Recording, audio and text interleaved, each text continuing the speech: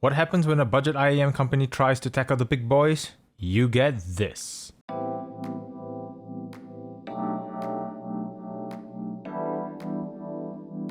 Hello and thank you for clicking on this video where I'll be sharing my experience on KZ's attempt at producing a flagship killer, which is the AS24, and this is a 12 BA driver technology per side, so a total of 24 BA, and that's why I say flagship killer, because if you've been in this hobby long enough, you know the reigning king of 12 BA driver IEM is the 64 Audio U12T. So let's see if this $109 IEM can even come close to an IEM that cost almost 30 times its price. Yes, you heard me, 30 times. Before we begin, I'd like to thank KZ for sending this sample in exchange for my honest feedback. However, as always, all thoughts and opinions are my own and are not influenced by any parties. But before I begin, I'd like to put out a disclaimer first. Unfortunately, KZ has been under hot waters recently with their latest release of the KZ PR2 in collaboration with HBB, which is reported to have different tuning variances, and while unit variances can occur, but it would seem it comes down to quality control, which was something KZ has been in hot waters the last time. And it's really disappointing to see this happen again, and it has made it very difficult for me to recommend KZ products if this becomes what the brand is all about: poor quality control. The KZ ZVX, PR2, and even this, the AS24, would have been something I would have easily recommended to anyone looking for budget options. However, due to what has been happening, I simply can't recommend KZ's product for the foreseeable future, and I strongly encourage they should take some time to re-evaluate and just focus on a couple solid releases and ensure the quality is maintained throughout. Fool me once, KZ, shame on you, but fool me twice, you know how it goes. So it would be greatly appreciated if you could help the channel out by liking and subscribe to the videos, as KZ might not be sending me any more items after this, so your support would be amazing. Anyway, from that long intro, you probably would have seen the unboxing experience, which was a small step up to their usual budget experience, but the accessories unfortunately remains mostly the same.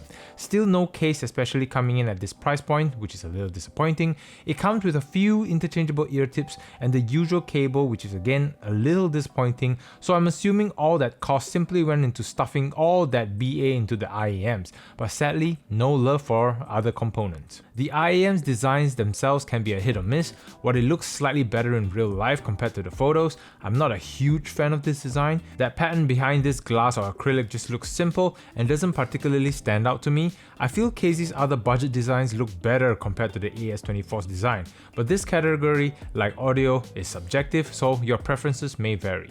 For fit and comfort, they took some notes from the U12T by maintaining that gentle curve around the edges, and it is not overly bulky or heavy in any way. So all in all, if you've worn the U12T and had no issues, then this will be somewhat a similar experience, but if you've not tried the U12T, the KZ AS24 still makes for a relatively comfortable listening experience. So KZ has two versions of the AS24, a tunable option with 8 switches per side and a non-tunable option. It's a good thing that they have a non-tunable option, which if you do not want all that headache of experimenting each and every switch, then the non-tunable option will suit you best. Because having 4 switches is great, but 8 switches per side is starting to feel like a chore. Also, some of the switches themselves feels a little loose on my unit compared to other switches I've tried on other IEMs. It doesn't have that tightness to it, so I'm not sure how this will hold over time. Just something to note. Anyway, for the sound, I'll be describing the sound based on all on settings, because if I were to describe every little subtle changes, we'd have a 1-hour video, which is great for monetization, but all of you would disappear. If you're interested in knowing what each switches does, I'll leave a link to KZ's website, because there wasn't any instructions that came with the package itself, but know that there will be very minor changes to the original sound profile I'll be describing, particularly in the bass and treble region. Anyway, let's talk about sound. For bass has some punch and impact, but it doesn't have that weight to it, and it's not as engaging as some IEMs I've tried. There's always this term BA bass used, and the way I'm experiencing it is that a nicely tuned bass using a dynamic driver not only carries the impact and slam, but also some texture and weight to the bass notes. BA bass can sometimes bring the impact and slam, but it can sound somewhat flat in comparison, and it mostly sounds like it's there for information. The KZ AS24 suffers from that typical BA bass, even though it's on its highest setting for bass. There's a bit of rumble in the sub bass, but it doesn't reach deep. The bass presentation overall is enough to accompany your music, but it's not something that will satisfy bass hits anytime soon. For mid-range, while we still get that overall sound as a whole presentation, I feel the vocals position is a little bit more forward, which gives it some sense of depth, and the background, while making themselves known, doesn't necessarily overwhelm the vocals. The separation between sounds definitely help a lot in this area. There's a bit of note weight as well, and it doesn't sound too dry or lean. There's not a lot more that needed to be said. I think it's ticking a lot of boxes, especially coming in at this price point. For treble, there's enough highs in the trebles for vocals to sound clear, and there's enough extension to give instruments some quote-unquote air. Vocals sound open without sounding overly thin or piercing. Trumpets to me sounded good, not as sharp as I would typically prefer, but it's good enough to make them stand out from the crowd. Despite having all that treble, I don't find them particularly sharp or sibilant, but I might still put a very mild caution because you'll never know how sensitive one would be on treble highs. This aspect of the sound, however, definitely helps in the next category. For imaging and resolution, this is where you'll be able to hear the differences between having multiple drivers or a single driver. Imaging is great. You can distinguish position of sounds within the space, which adds a little bit of depth to the soundstage, and this prevents it from sounding like it's all in one plane. And it also helps in a way since it's a forward sounding presentation. Separation is good as well. There's breathing room between each sounds, and it doesn't blend together even on busier tracks. However, depending on how you like your music presented, because having this much information can somewhat lean towards being too analytical, but for the AS24, I don't feel like it leans there because the details are not as sharp as the U12T. So on the U12T, you effortlessly hear the details going around you, while on the AS24, it requires a little bit more focus. It's there, but you have to focus on it to realize it's there. The biggest question would be, of course, can this beat an IEM that is 30 times the price?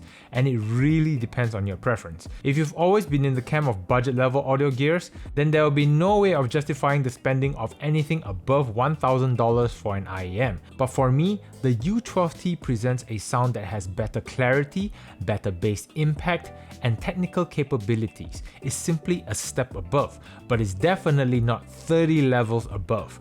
But you're also getting a much more premium experience from the U12T with the build and the feel, quality control, brand reputation, and accessories among many others. However, the fact I'm even comparing the AS24 to the U12T is a feat of its own. So, in summary, yet another frustrating moment for me because I like the AS24. I don't like the amount of switches, but in terms of how they sound in relation to its price, it's a really solid option. However, again, as mentioned earlier, due to the brand's current reputation, it's really hard for me to recommend this product, which is a huge shame and a big missed opportunity because this product deserves some love and I wished it had better parents. However, this is all based on one man's opinion and I'm curious to know yours. Would you pick the KZ AS24 or has the recent experiences with KZ's product put you off? Comment below, let me know, and as always, thank you all very much for watching, and until the next experience, take care.